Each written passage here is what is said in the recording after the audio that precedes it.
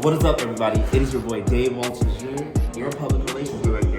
And today, I have the privilege to interview Erika Alexander and Whitney Dow. It's going to be big. Stay tuned.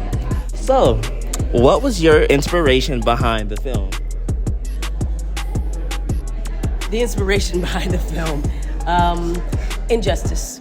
I'm trying to answer some questions about injustice, not only in my life that has affected me and my family all these years, but also what I see happening around me. I am an actress, and I may be well known to some, but I'm a person just like you, and I get frustrated. And so I thought perhaps we could make something around reparations and talk about the issue. And, for me, I've sort of been doing work around race and justice for a couple of decades, and all roads lead to reparations. Like, you can look at historical things that happened, you can look at horrible crimes, you can look at, but ultimately you have to just get down to it. So when we decided to make the film, one of the things, the really big inspiration is when we were sort of figuring out how to make it, is we were originally making a historical film, doing sort of a talking head interview, B-roll type thing, and then we met this woman, Robin Rue Simmons, and we said, well, let's make a film not about history, but history in the making. So that she was really the inspiration for making the film. What are your expectations for collaborating with HBCUs? High expectations. We love collaborating with educational institutions. HBCUs are different. This directly affects the students here. It has our entire lives and in many decades before. So this is real. And so when I say it's high expectations, because you're bringing emotion to it, you're bringing history to it, and you're bringing the present and now and the future, because you are the future. And so there's nothing that should be off the table here. If other people are afraid of it, you guys should go toward it, because that's the expectation of Harriet Tubman and people like MLK and Fannie Lou Hamer. They didn't, everything was done to them that could be done to them. We should not be afraid of an issue, certainly not to talk about it. Okay, your perspective. I think that hopefully the expectation is some sort of is activation. Meaning, as I said earlier in the conversation, Robin is really an object lesson of what can happen if you take a small step towards something you believe in, yes, and take a step towards something that seems impossible.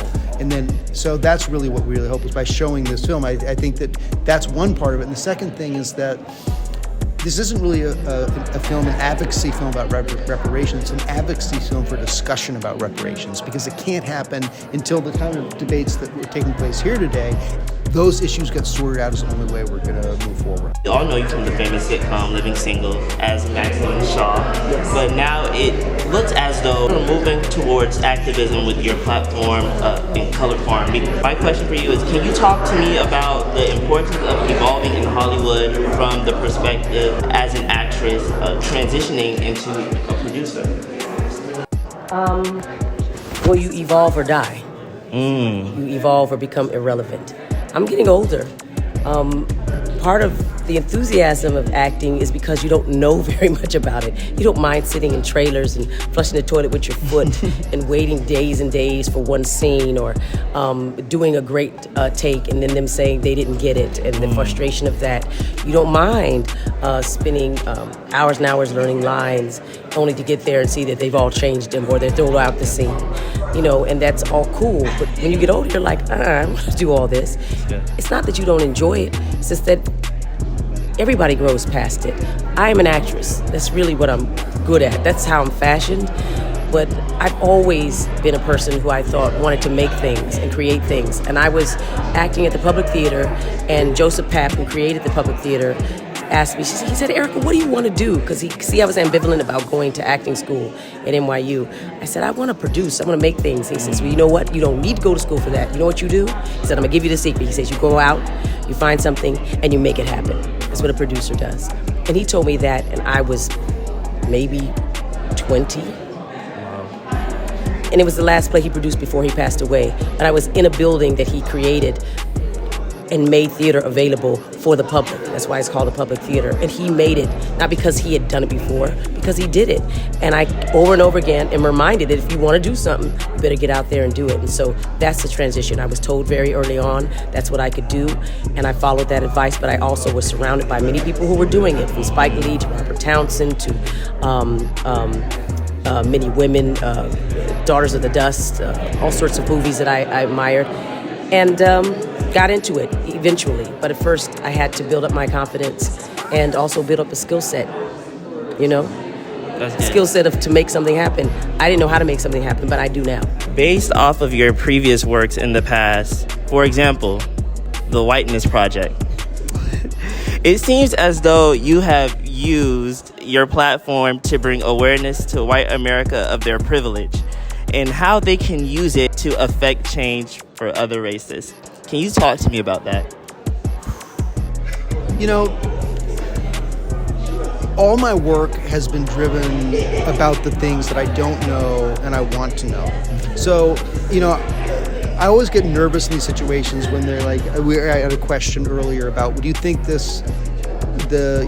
this reparations cause more racism? And I think I tried to answer it like a smart person. I should have said the truth. Like, I don't know. Like, I wish if I knew the answer to that, I'd be like moving towards that answer. And I really feel like there's sort of two sides of it. One is that the medium has allowed me to explore things that I'm really interested in, and I'm trying to understand about both myself and my community. My community is America, but it's also allowed me to reach people in a way that I never could. And so I really feel like the experience that I've had in doing the work has been so rewarding and transformational personally, that when I first started doing the Whiteness Project, it was based on an experience I had, I think in 2005, with a 7th grade girl, a young Puerto Rican girl, who asked me about what I had learned about my own white identity and all the work I had done. And I had this moment where I was like, nothing.